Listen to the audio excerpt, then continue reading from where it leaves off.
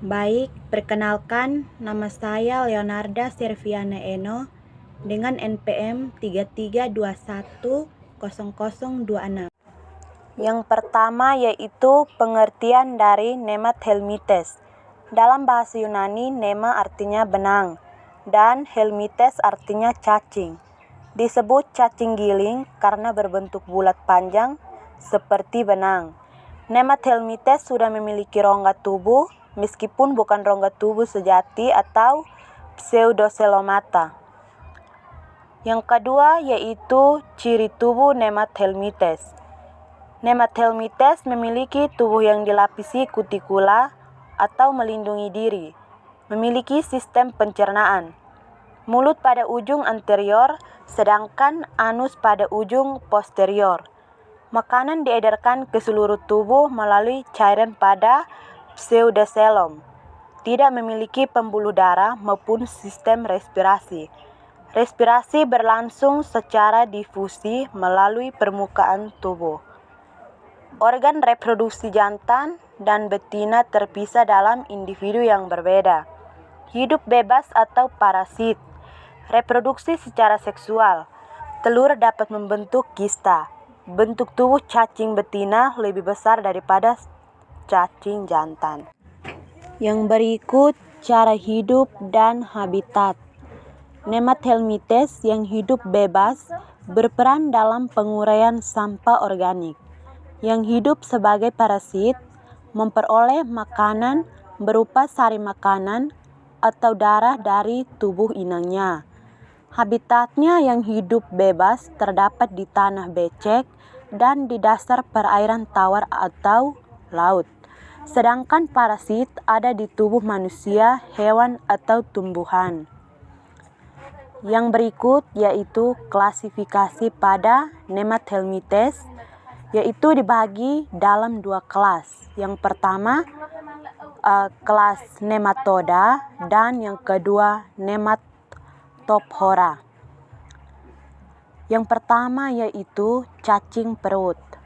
Cacing ini hidup dalam usus halus manusia sehingga sering disebut cacing perut. Berkembang biak dengan cara seksual. Telur yang dihasilkan yaitu 1/4-2.000 butir per hari. Ukuran cacing jantan sekitar 15-31 cm dengan diameter 2-4 mm. Ukuran cacing betina sekitar 20-49 cm dengan diameter 4-6 mm. Untuk membedakan ekor cacing betina dan jantan harus mengetahui perbedaan antara posterior dan anterior. Cacing dengan ujung posterior lurus adalah cacing betina. Cacing jantan memiliki sepasang alat berbentuk kait yang menyembul dari anus disebut spikula. Spikula berfungsi untuk membuka pori kelamin cacing betina dan memindahkan sperma saat kawin. Cacing ini menyebabkan penyakit askariasis atau cacingan. Umumnya pada anak-anak, infeksi terjadi jika seseorang mengkonsumsi makanan atau minuman yang tercemar telur askaris. Yang kedua yaitu cacing tambang. Cacing tambang hidup sebagai parasit dengan menyerap darah dan cairan tubuh pada usus halus manusia. Cacing tambang memiliki ukuran tubuh lebih kecil dibandingkan cacing perut. Cacing tambang jantan dewasa berukuran 9 mm, cacing tambang betina dewasa berukuran 12 mm. Memiliki ujung anterior melengkung membentuk kapsul, mulut dengan 1-4 pasang kait kitin atau gigi pada sisi ventral. Kait kitin berfungsi untuk menempel pada usus inangnya. Yang ketiga yaitu cacing kremi. Disebut cacing kremi karena ukurannya sekitar 10-15 mm. Hidup di dalam usus besar manusia. Cacing ini tidak menyebabkan penyakit yang berbahaya. Infeksi cacing kremi tidak memerlukan inang perantara. Pengulangan daur infeksi cacing kremi umumnya secara autoinfeksi, yaitu dilakukan oleh penderita sendiri. Bertelur pada anus penderita dan menyebabkan rasa gatal.